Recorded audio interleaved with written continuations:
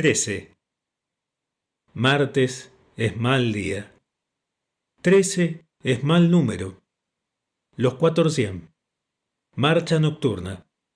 Pensamientos. Sueño ecuestre. Un latigazo. Historia de un soldado y de Antonio. Alto. Una visión y una mulita. Ayer fue martes. Mal día para embarcarse, casarse, presentar solicitudes, pedir dinero a réditos y suicidarse. A más de ser martes, esta carta debía llevar, como lleva, el número 13, número de mal agüero, misterioso, enigmático, simbólico, profético, fatídico, en una palabra, cabalístico. Las cosas que son 13 salen siempre malas. Entre 13 suceden siempre desgracias.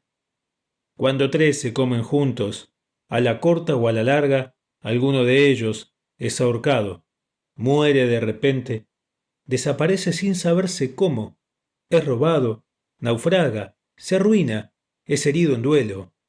Finalmente, lo más común es que entre 13 haya siempre un traidor.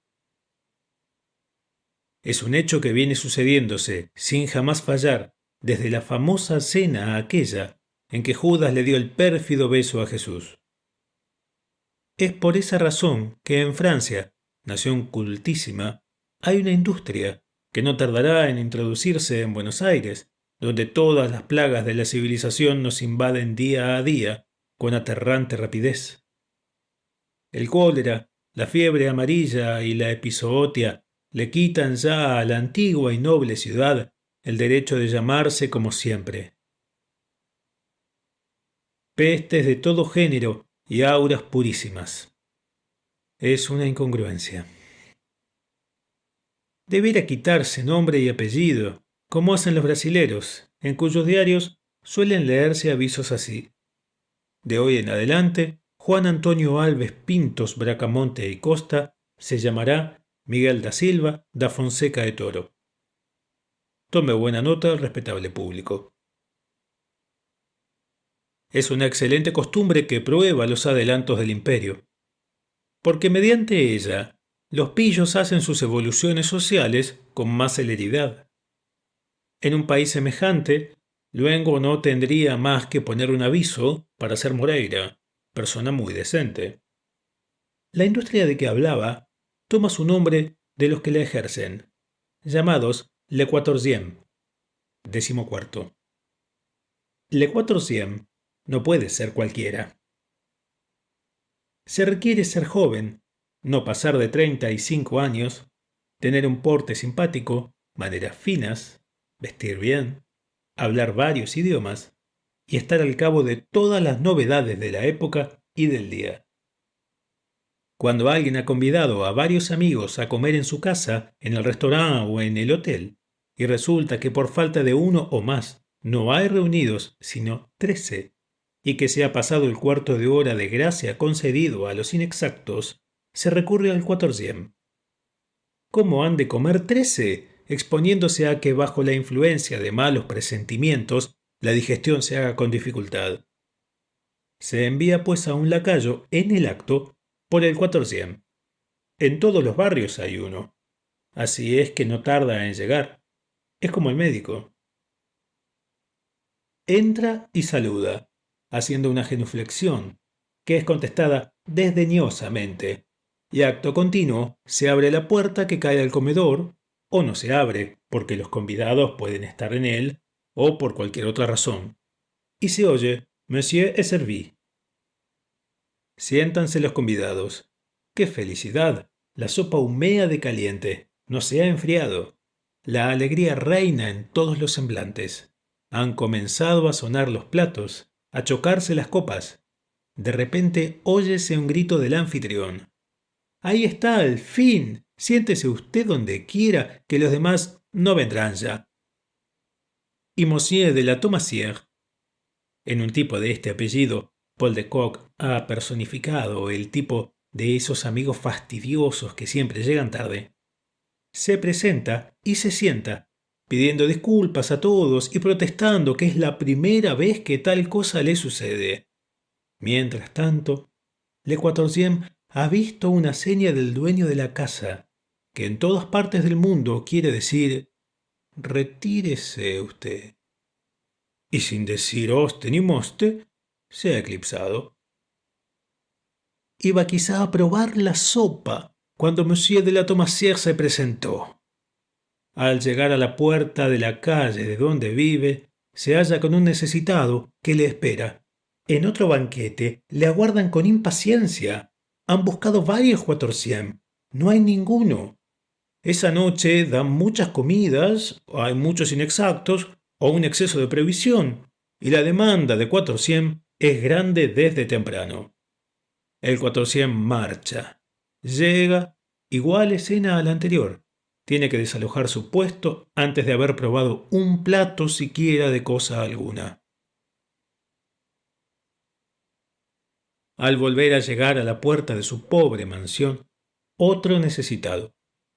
Le sigue con éxito semejante al de los pasados convites. Hay noches en que las idas y venidas del pobre Quatorzième exceden toda ponderación. Ha ganado bien su dinero porque cada viaje se paga, pero ha pasado por el suplicio de Tántalo.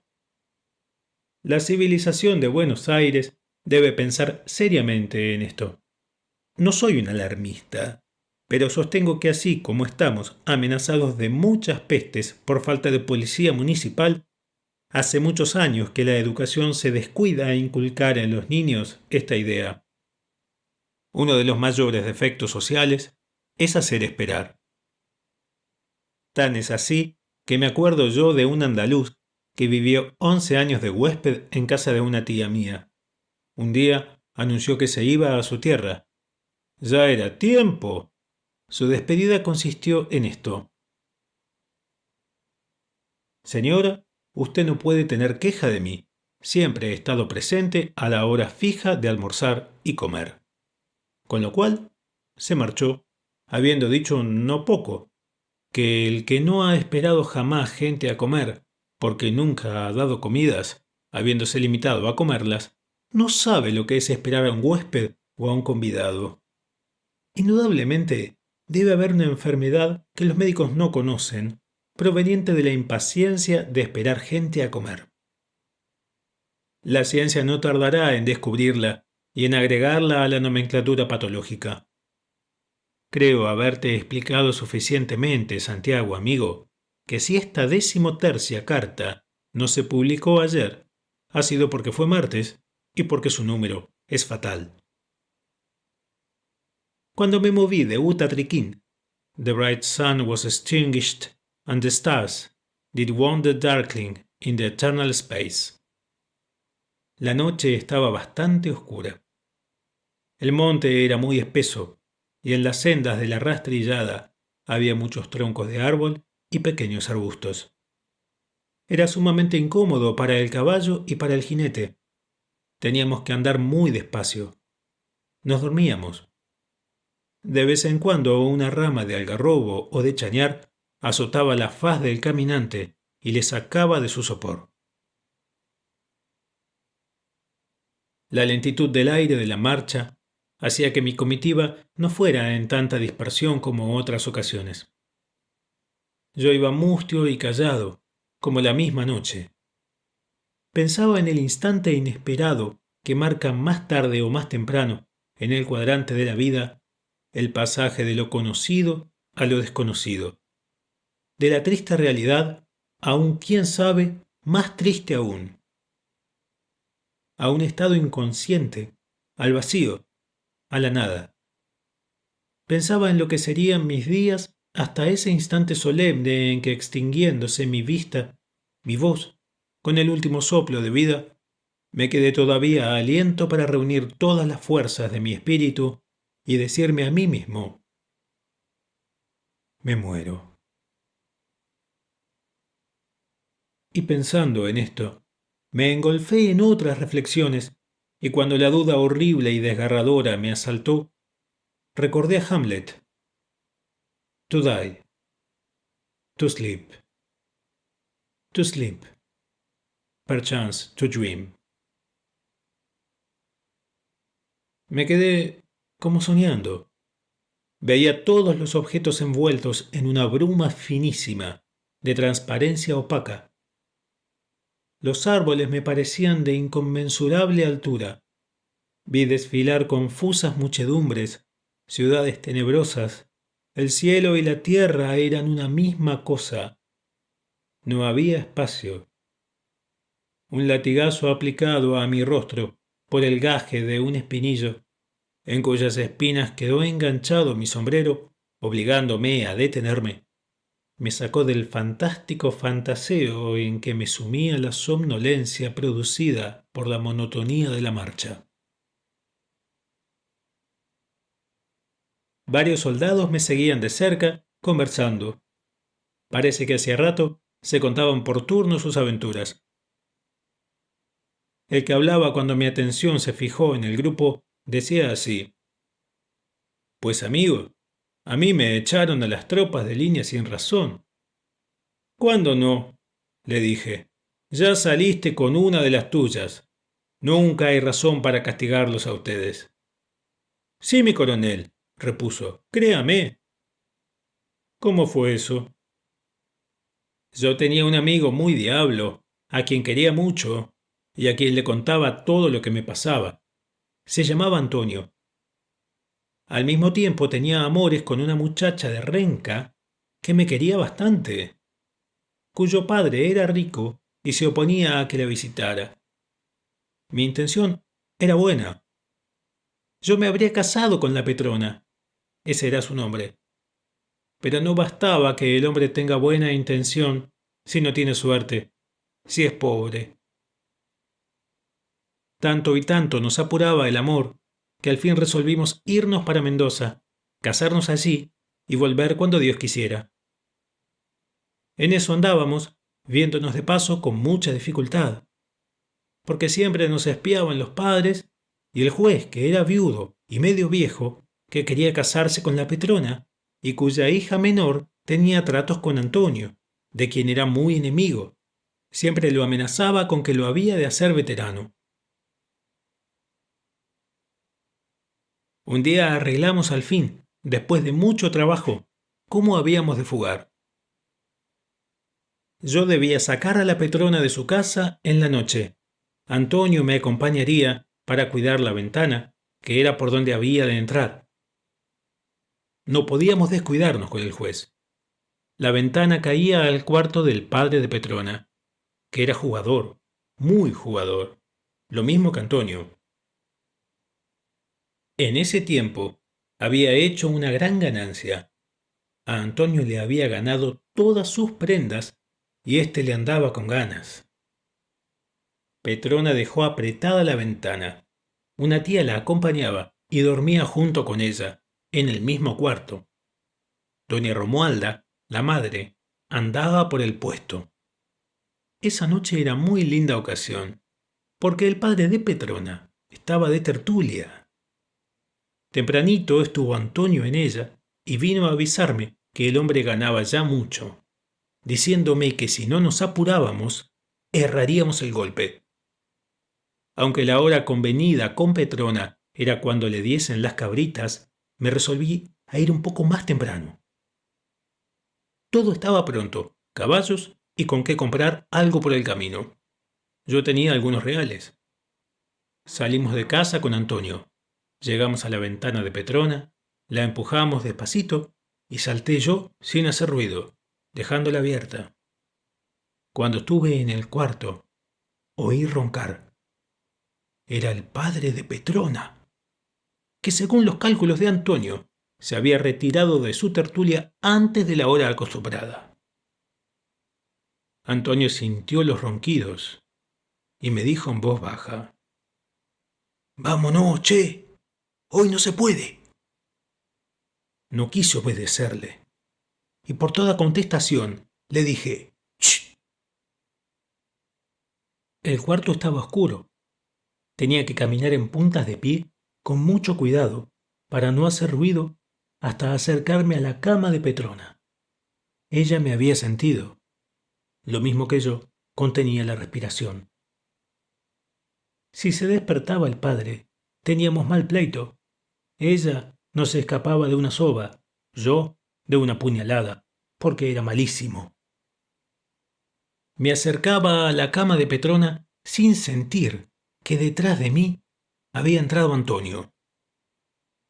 Le había ya tomado la mano y ella iba a levantarse cuando oímos ruido de plata y un grito.